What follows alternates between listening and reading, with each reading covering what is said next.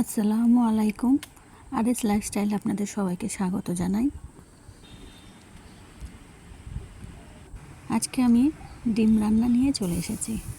তো আমি যেভাবে ডিম রান্নাটা করি সহজ উপায়ে, প্রথমে ডিমগুলো আমি 4টে ডিম নিয়েছি, আলু আর টমেটো একসঙ্গে কুকারে সেদ্ধ করে নিয়েছি।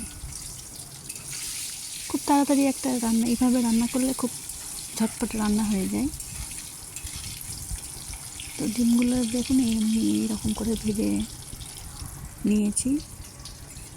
সামান্য তেলে নেড়ে নেব।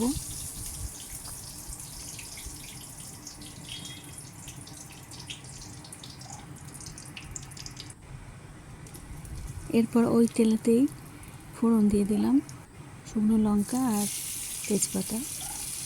ফোড়ন দিয়ে পেঁয়াজগুলো একটু ভাজা ভাজা করে নেব।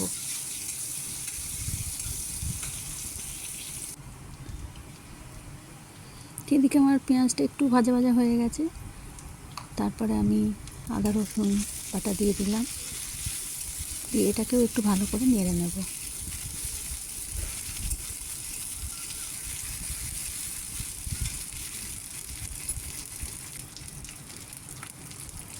এরপর আমি একে একে মশলাগুলো দিয়ে দেব। হলুদ গুঁড়ো, লবণ আর একটু লঙ্কার গুঁড়ো দেব।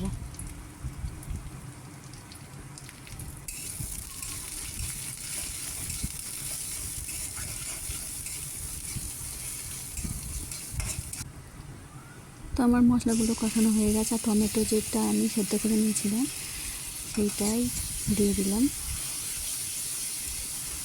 টমেটোটা এইরকম করে সেদ্ধ করে দিলে বেশ ঝোলটাও বেশ মাখা মাখা হয়। আর তো এইভাবে সব মশলাগুলোকে আমি একটু কষিয়ে নিলাম। নিয়ে যে আলু সেদ্ধটা করা হয়েছিল সেটাকে আমি একটু ভেঙে ভেঙে দিয়েছি। আর যেহেতু আলু সেদ্ধ, নাড়তে নাড়তেই আবার ভেঙে যাবে সব আলুগুলো।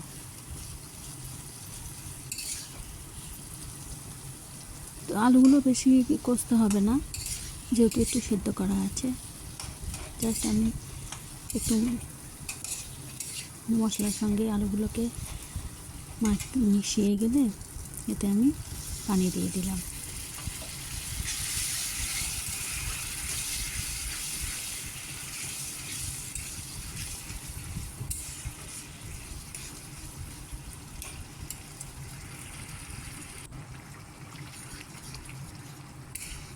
তো আমি একটু পানি দিয়ে দিয়েছি, আর একটু পানি। তো পানিটা ফুটে গেছে, আমি ডিমগুলো দিয়ে দিলাম। তো এখানে 3টে ডিম দিয়েছি, আর একটা ডিম একটু ভেঙে ভেঙে দিয়ে দিলাম যাতে ঝোলটা আরও গাঢ় হয় আর খেতেও দারুণ লাগে।